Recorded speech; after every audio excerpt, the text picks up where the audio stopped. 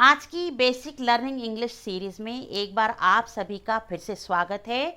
आज की इस सेशन में हम बहुत महत्वपूर्ण टॉपिक कवर करने जा रहे हैं। आज का हमारा टॉपिक है use of is, am, are. इसमें बहुत सारे लोग अक्सर कंफ्यूज होते हैं कि कहाँ हम एस लगाएं, कहाँ एम लगाएं, कहाँ आर लगाएं।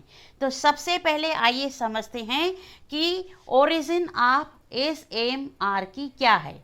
Origin of is am are की बी है। बी मीन्स होना। बी मीन्स होना। आप इसका अक्सर मतलब ये समझेंगे, बी मीन्स होना। So be is the origin of is am are. अब जैसे मैंने आपको बताया बी मीन्स होना, तो be is also the origin of was and were. But आज के हम इस टॉपिक में सिर्फ हम यूज़ करेंगे एस एम आर। आज हम इसी का वीडियो देखेंगे। आप मेरे साथ अंत तक वीडियो में बने रहिएगा। आज की सीरीज़ देखने के बाद, आज का सेशन देखने के बाद आप बिल्कुल भी कंफ्यूज नहीं होंगे कि कहाँ एज लगाएं, कहाँ एम लगाएं, कहाँ आर लगाएं। तो आइए शुरू करते हैं। जैसे मैंने अभी आपको बताया, बी मीन्स होना, इसका मतलब होता है, आइए इसके पहले कुछ एग्जाम्पल्स देख लेते हैं। सबसे पहले हमको ये समझना है होना।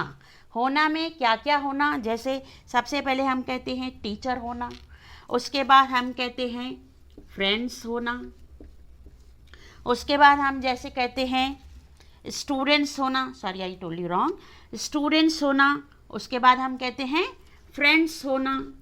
तो जहाँ कहीं पे भी आपका होना का सेंस पाया जाता है वहाँ कहेंगे आप बी मीन्स होना। फ्रेंड्स होना, एंग्री होना मीन्स गुस्सा होना।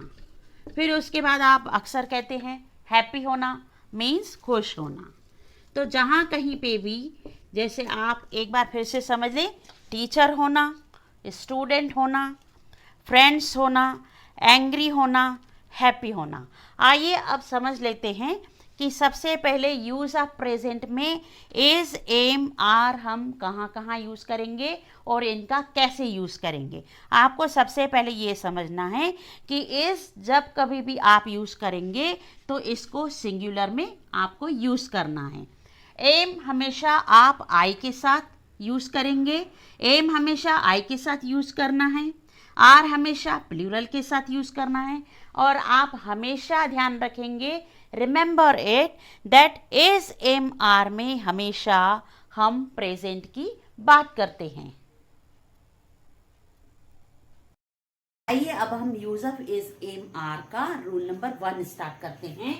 Rule number 1, use of is, am, are with it and there के साथ। कहाँ यूज करेंगे हम? इट एंड देयर के साथ। एंड यहाँ पर जब कभी भी आपका सिंगुलर नाउन होगा, सिंगुलर नाउन में आप देयर प्लस इज का यूज करेंगे और सिंगुलर नाउन में इट प्लस इज का यूज करेंगे। और जहां कहीं पे भी प्लूरल नाउन होगा, प्लूरल नाउन में देयर के साथ आप हमेशा आर का यूज करेंगे। आइए अब आगे बढ़ते हैं और समझ लेते हैं। इट के साथ केवल इसका ही प्रयोग होता है। इट के साथ आप हमेशा केवल इसका ही प्रयोग किया जाता है, क्योंकि यह सिंगुलर नाउन है। क्यों हम इट के साथ हमेशा सिंगुलर इट प्लस यूज करते हैं? क्योंकि ये सिंगुलर नाउन है। आइए इसके कुछ एग्जांपल्स देख लेते हैं। आप एग्जांपल्स समझ लेंगे तो आपको बहुत अच्छे से क्लियर हो जाएगा। चलिए, सबसे पहला हमारा एग्जांपल है, यह एक कुर्सी है। यह एक कुर्सी है। हम एक कुर्सी की बात कर रहे हैं, सिंगुलर नाउन की बात कर रहे हैं। यहाँ पर हमने इट लगाया, यहाँ पर आप देखिए इट के साथ क्या आएगा? इज आएगा।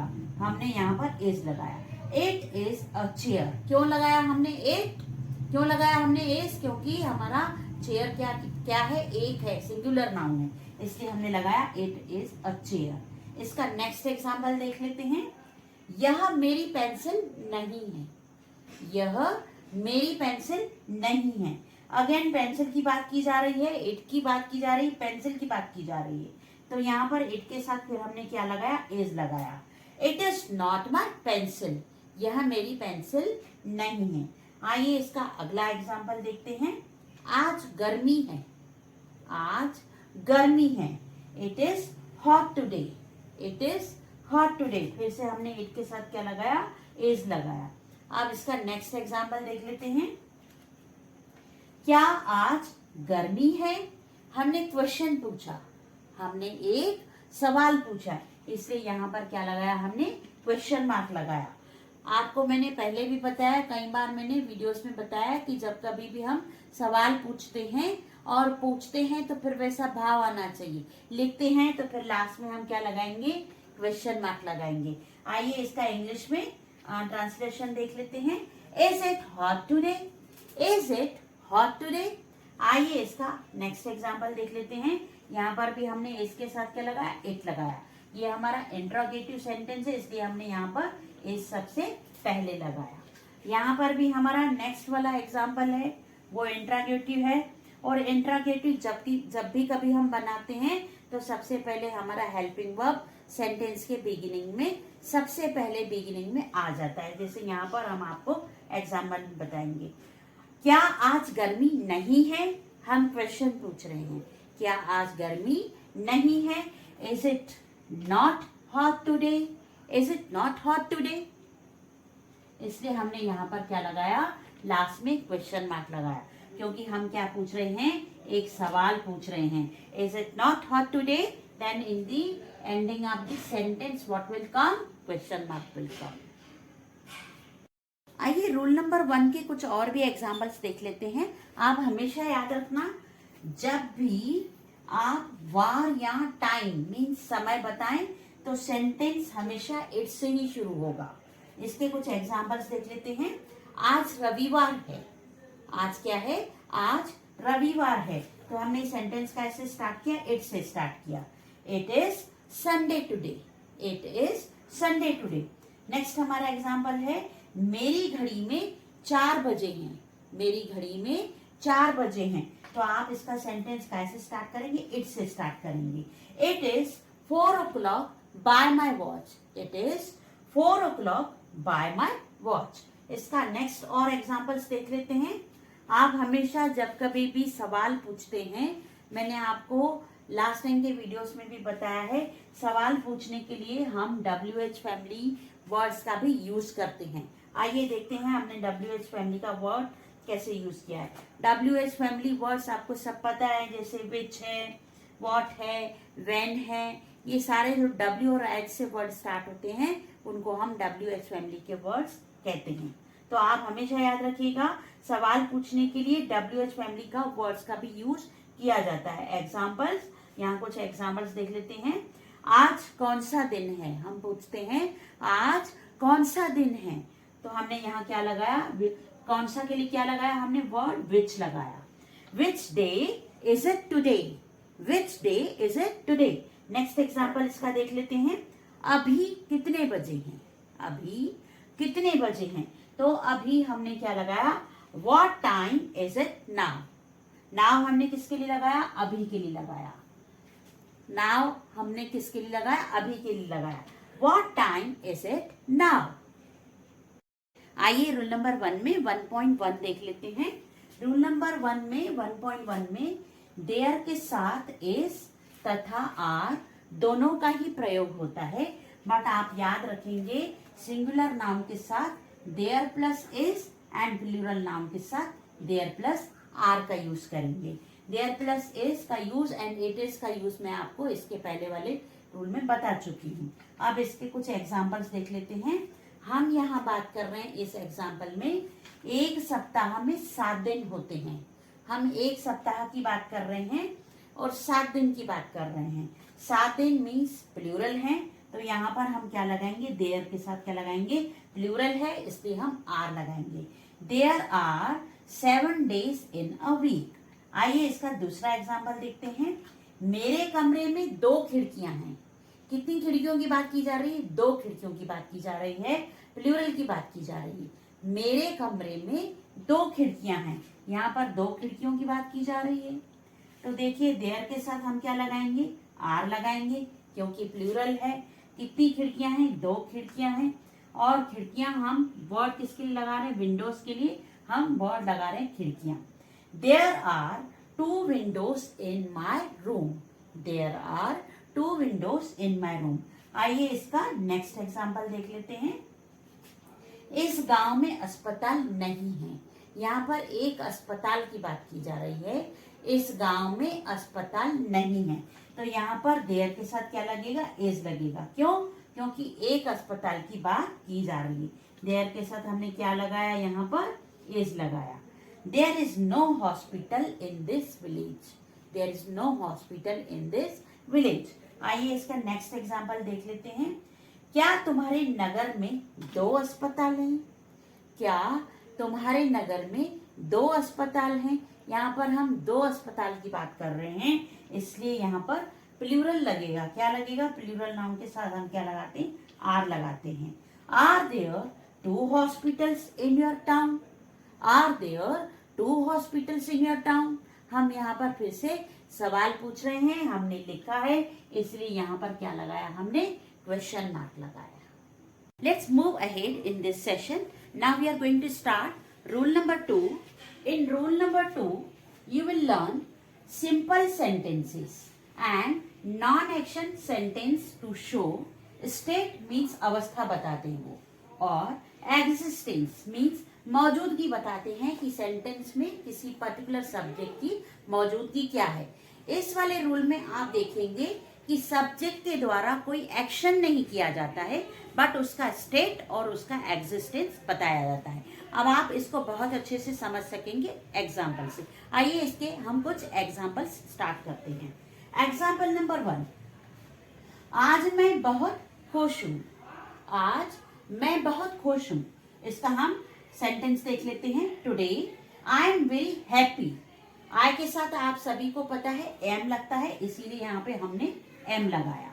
अब आप देखिए, आई के साथ आप सभी को पता है रूल है एम लगता है, बट इस सेंटेंस में आप समझ सकते हैं कि उसकी स्टेट बताई गई है। इस वाले सेंटेंस में आई की स्टेट बताई गई है, आई एम वेरी हैप्पी, मैं बहुत खुश हूँ। मेरी स्टेट क्या है, मैं खुश हूँ। इसमें आपकी स्टेट क्या है, हैप्पी स्टेट है इस सेंटेंस में। नेक्स्ट एग्जाम्पल, वह बहुत दुखी है। हम दूसरा एग्जाम्पल देख रहे हैं, वह बहुत दुखी है। अब हम उसकी बात कर रहे हैं। यहाँ पर वह हमारा सिंगुलर नाउन है, सिंगुलर नाउन है, इसीलिए हमने शी के साथ, वह के लिए हमने शी लगाया, बहुत के साथ हमने वेरी लगाया, और दुखी के लिए हमने सैड लगाया। और शी है इसीलिए सिंगुलर नाउन है, हमने इज लगाया। आप सभी को पता है शी के साथ इज लगता है, इसीलिए शी इज वेरी सैड। तो यहाँ पर भी इस वाले सेंटेंस में भी स्टेट बताई गई है। कैसी स्टेट बताई गई है, सैड स्टेट है, मीन्स दुखी होने की स्टेट है। नेक्स्ट एग्जाम्पल, वे बहुत खुश हैं। वे खुश हैं, यहाँ पर हम सेंटेंस ले रहे हैं, वे खुश हैं। यहाँ पर वे आपका प्लूरल है, इसीलिए वे के लिए हमने यहाँ सबसे पहले दे लगाया, और दे के साथ आप सभी को पता है आर लगता है, इसीलिए हमने आर लगाया। वे खुश हैं, तो खुश के लिए हमने हैप्पी लगाया। अब आप देखिए, हमने यहाँ पर दे आर हैप्पी लिखा। अब यहाँ पर फिर से इस वाले सेंटेंस में क्या बताई जा रही है, स्टेट बताई जा रही है। क्या स्टेट बताई जा रही है, हैप्पी स्टेट बताई जा रही है, इसलिए ये यहाँ पर हमने लिखा है हैप्पी स्टेट। नेक्स्ट एग्जाम्पल देख लेते हैं इसका। वह एक अध्यापक है। वह एक अध्यापक है, यहाँ पर ही है, वह के लिए हमने ही लगाया, और आप सभी को पता है ही के साथ इज लगता है, इसलिए यहाँ पर हमने इज लगाया। ही इज अ टीचर, वह एक अध्यापक है। He is a teacher. अब उसका एग्जिस्टेंस क्या है, इस सेंटेंस में उसका एग्जिस्टेंस है, वो एक टीचर है। वो क्या है, एक टीचर है। ये हमने इस सेंटेंस में इसका एग्जिस्टेंस बताया। एग्जाम्पल्स देख लेते हैं। इसका अगला एग्जाम्पल है, वह एक डॉक्टर है। वह एक डॉक्टर है। She is a doctor. उसका एग्जिस्टेंस क्या है, वह एक डॉक्टर है। उसका एग्जिस्टेंस यहाँ पर डॉक्टर है। शी है, इसलिए हमने यहाँ पर क्या लगाया, इज है। She is a singular noun, इसलिए हम शी के साथ यहाँ क्या लगा रहे हैं, इज लगा रहे हैं। इसका नेक्स्ट एग्जाम्पल है, सोनू एक जादूगर है। सोनू एक जादूगर है। सोनू है, सिंगुलर नाउन है, इसलिए यहाँ पर भी हम क्या लगाएंगे, इज लगाएंगे। Sonu is a magician. Sonu का एग्जिस्टेंस क्या है? वह एक मैजिशियन है। क्या है? वह एक मैजिशियन है। उसका एग्जिस्टेंस क्या है? वह एक मैजिशियन है। इसका नेक्स्ट एग्जाम्पल देख लेते हैं। हम हॉकी के खिलाड़ी हैं। हम हॉकी के खिलाड़ी हैं। We are players of hockey. यहाँ पर प्लेयर्स का एग्जिस्टेंस क्या है? वो प्लेयर्स हैं किसके? हॉकी के प्लेयर्स हैं। तो यहाँ पर वी है, प्लूरल नाउन है, इसलिए हमने वी के साथ क्या लगाया? आर लगाया। वी के साथ यहाँ पर हमने आर लगाया क्योंकि ये प्लूरल नाउन है। यहाँ नेक्स्ट एग्जाम्पल देख लेते हैं। यह घड़ी बहुत पुरानी है। घड़ी का यहाँ पर क्या बताया जा रहा है? स्टेट बताया जा रहा है, एग्जिस्टेंस बताया जा रहा है। यह घड़ी बहुत पुरानी है।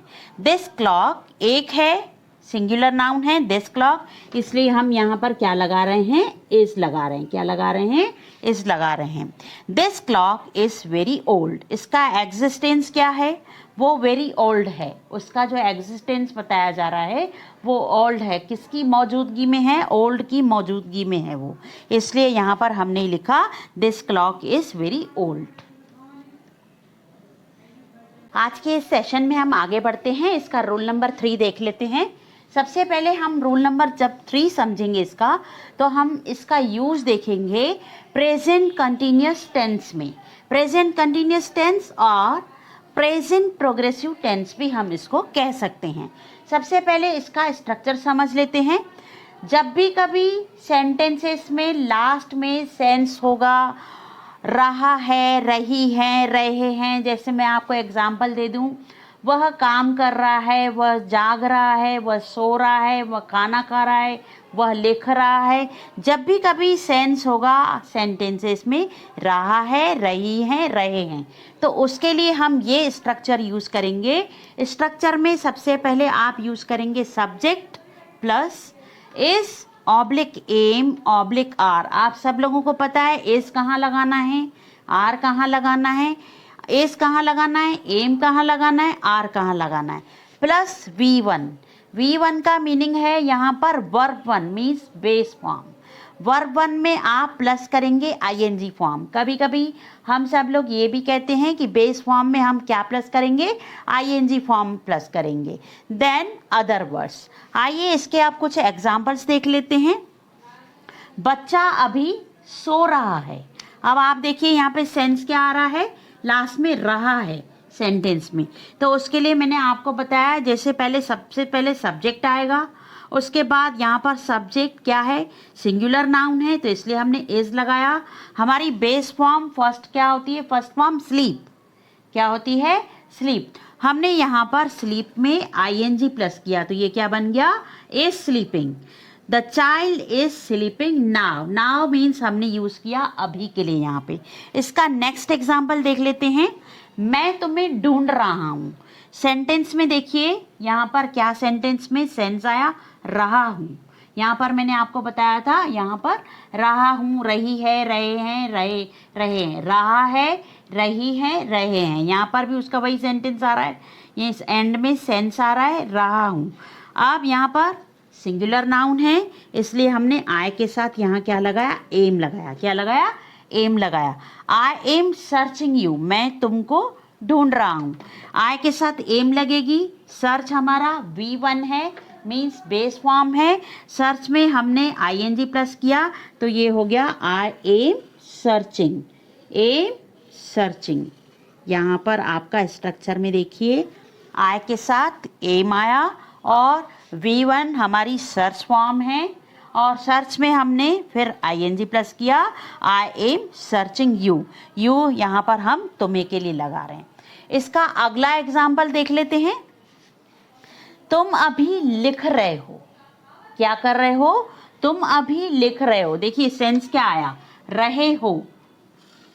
मैंने आपको पहले भी बताया था, जब लास्ट में सेंस होगा सेंटेंस में, रहा है, रही है, रहे हो, यहाँ पर सेंस क्या? रहे हो। You are writing now. अब यहाँ पर भी यू के साथ हमेशा आर लगता है, आप सभी को पता है।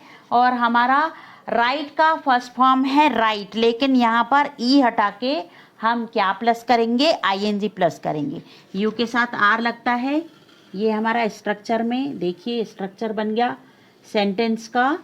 आर लगा यू के साथ, हमने राइट में, राइट की स्पेलिंग होगी WRITE, उसके साथ हमने ई हटा के यहाँ पे ई लेटर हटा के हमने क्या प्लस किया, आईएनजी प्लस किया। आर राइटिंग, नाउ हमने किसके लिए लगाया, अभी के लिए लगाया, यू आर राइटिंग नाउ। अब इसका नेक्स्ट एग्जाम्पल देख लेते हैं।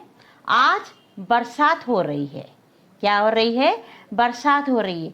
हमारे इसमें सेंटेंस में लास्ट में सेंस क्या आ रहा है, रही है।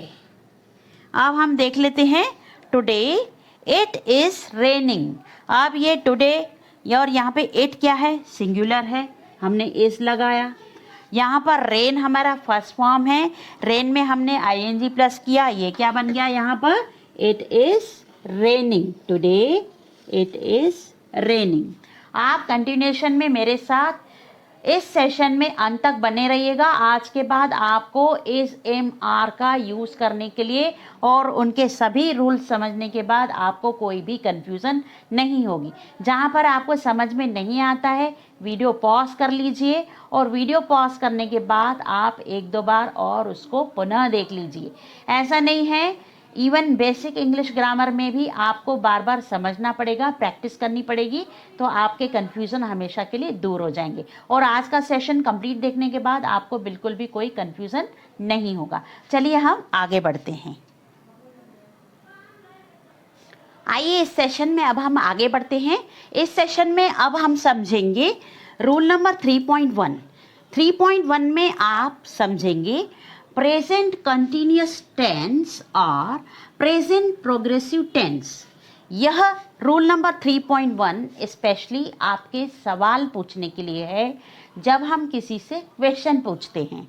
कैसे क्वेश्चन पूछते हैं, इसका सबसे पहले आप स्ट्रक्चर समझेंगे। इसमें 2 टाइप के स्ट्रक्चर हैं।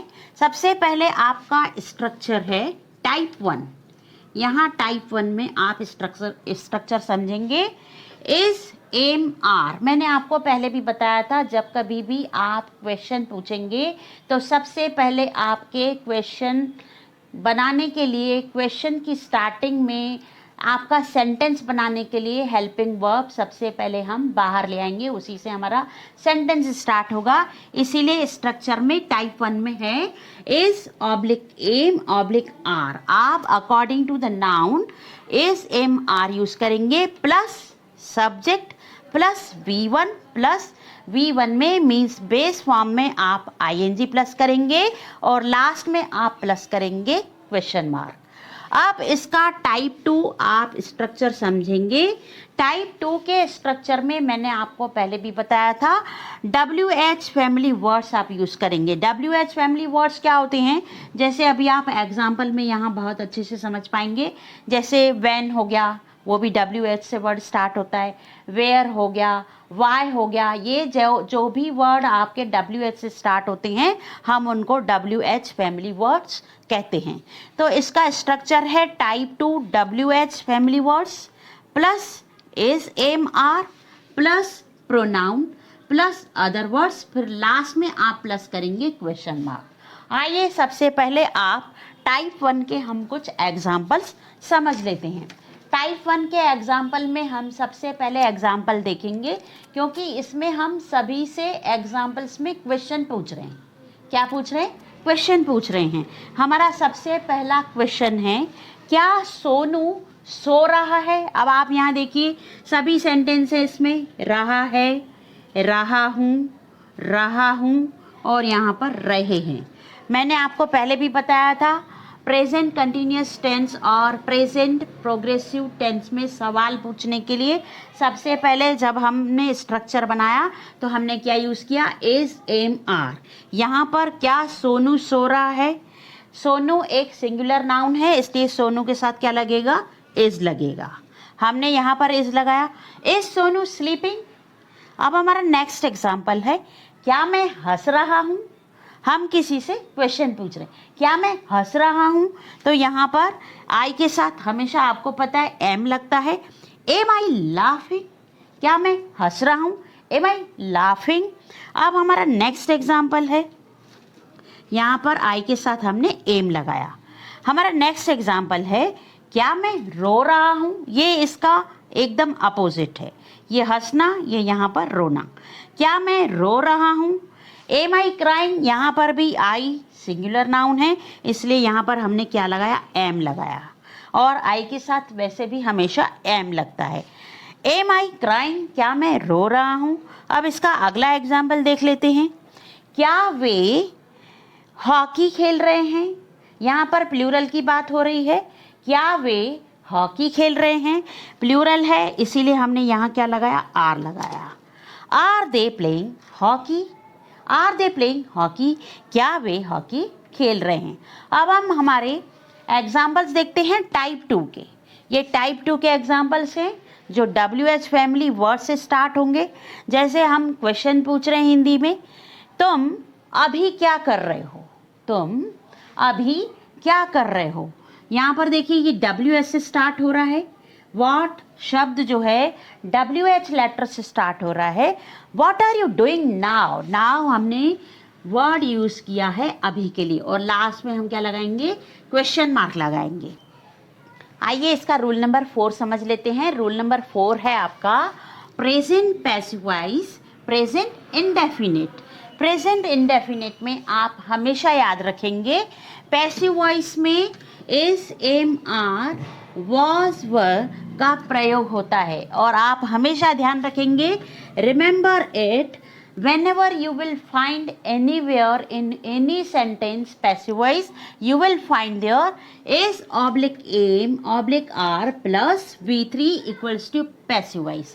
जहाँ कहीं आपको सेंटेंस में is oblique aim oblique r मिलता है, प्लस उसके साथ is के साथ v3 मिलता है, एम के साथ V3 मिलता है, आर के साथ V3 मिलता है सेंटेंसेस में, आप एकदम समझ जाना कि वो कौन सा सेंटेंस है, वो पैसिव वॉइस का सेंटेंस है। आइए आगे बढ़ते हैं, इनके कुछ एग्जांपल्स देख लेते हैं।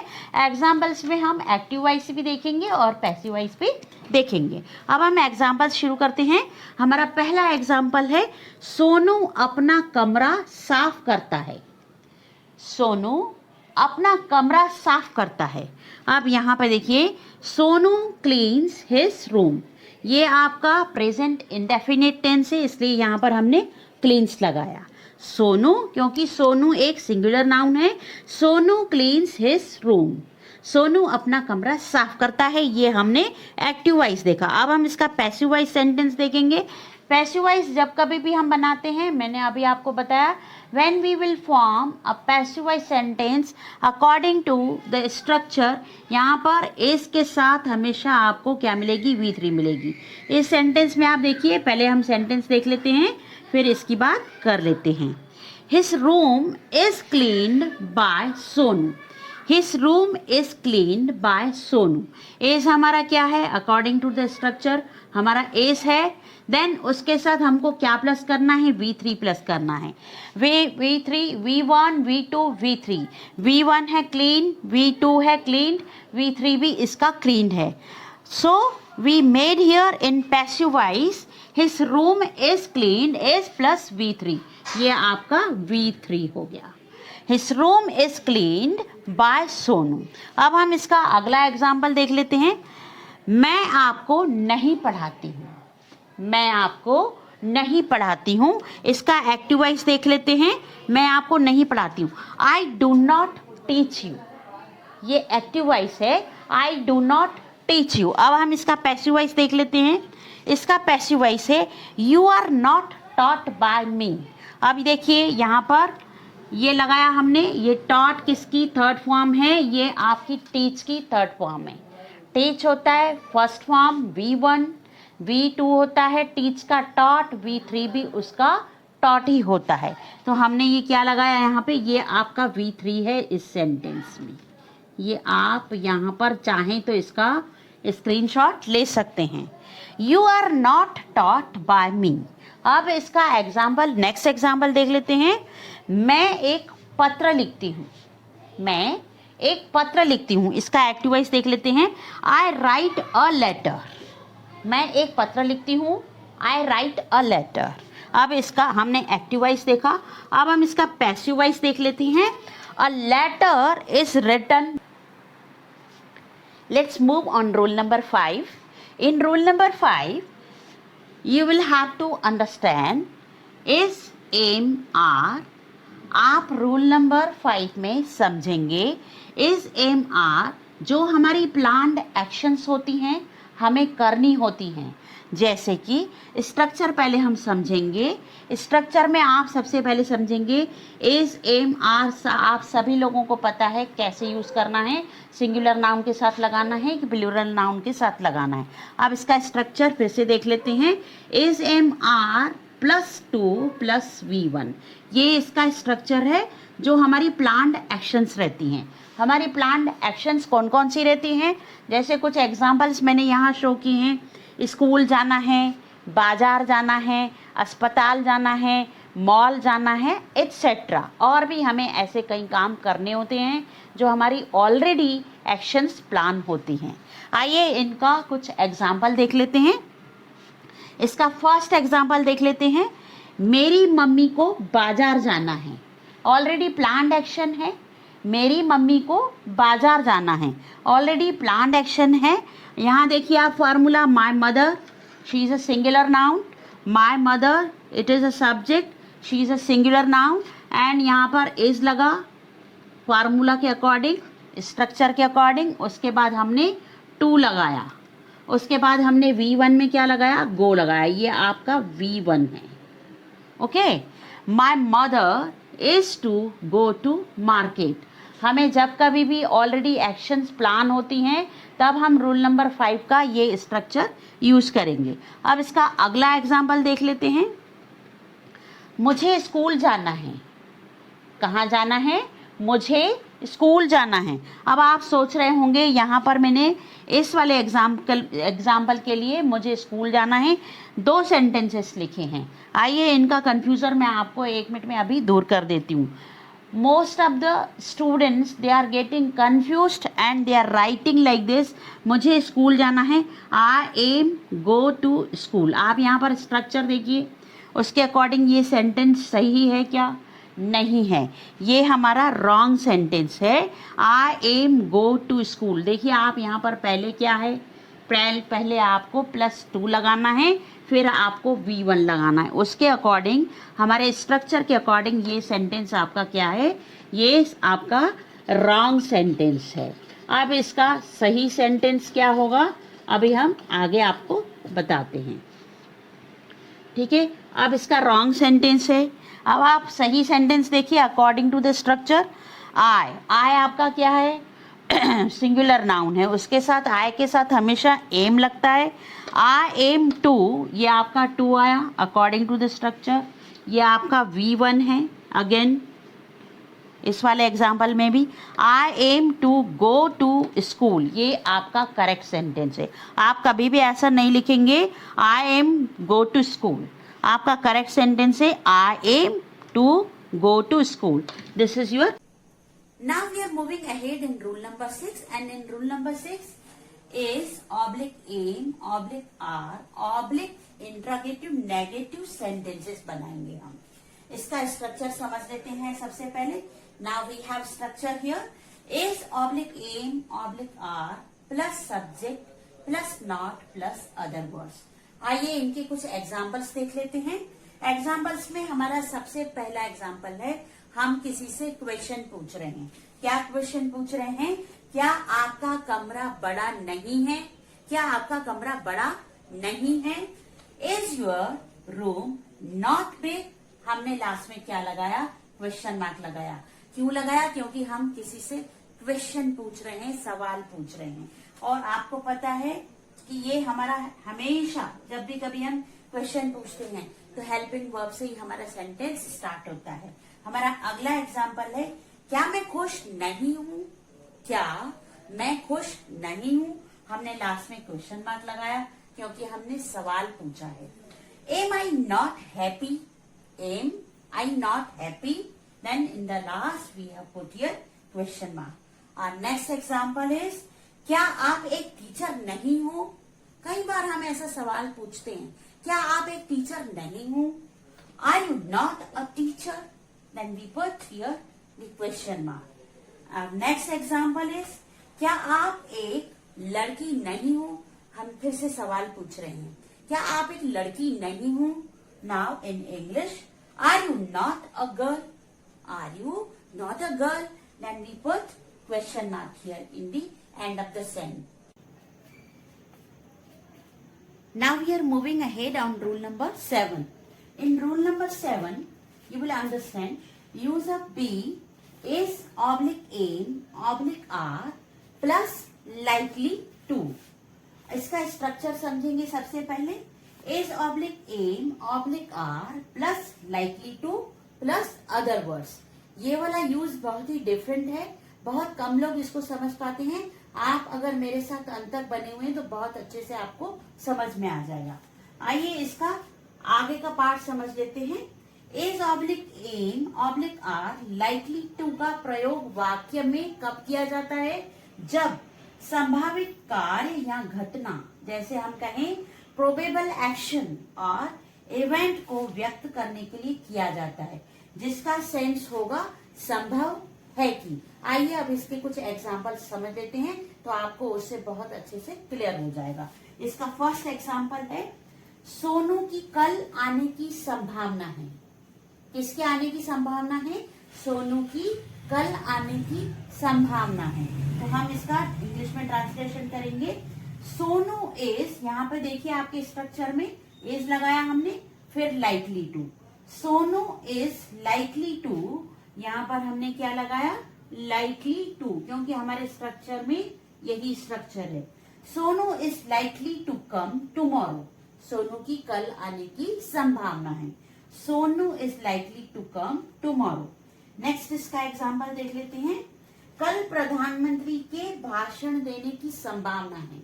कौन सा कल? कल आने वाला कल. कल प्रधानमंत्री के भाषण देने की संभावना है. द प्राइम मिनिस्टर इज, हमने फिर लगाया लाइकली टू, इसकी संभावना है, जैसे हम कहते हैं संभव है कि. फिर से हम देख लेते हैं इंग्लिश में. The prime minister is likely to deliver a speech tomorrow. हमारी प्रधानमंत्री की स्पीच देने की कल की संभावना है. तो हमने क्या बनाया यहाँ पे? The prime minister is likely to deliver a speech tomorrow. आइए रूल नंबर 7 के कुछ और भी एग्जाम्पल्स देख लेते हैं. हमारा नेक्स्ट एग्जाम्पल है, संभव है कि वह सफल हो. संभव है कि वह सफल हो. इसका हम एक और सेंटेंस देख लेते हैं. और में मीन्स या उसके सफल होने की संभावना है. उसके सफल होने की संभावना है. इसका इंग्लिश में देख लेते हैं sentence. He is likely to be successful. हमने क्या लगाया? अगेन यहाँ पर according to the structure likely to use किया हमने. He is likely to be successful. इसका नेक्स्ट एग्जाम्पल देख लेते हैं. आपकी मुंबई पहुंचने की संभावना है. आपकी मुंबई पहुंचने की संभावना है. You are likely to reach Mumbai. You are likely to reach Mumbai. हमने यहाँ क्या लगाया? फिर से अकॉर्डिंग टू द स्ट्रक्चर हमने लाइकली टू यूज किया यहाँ पर.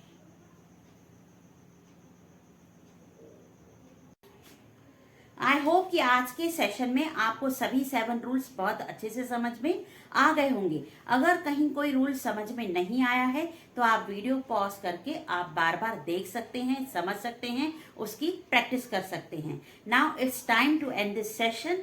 Soon we will meet in the next video. Until next video, keep learning, keep practicing.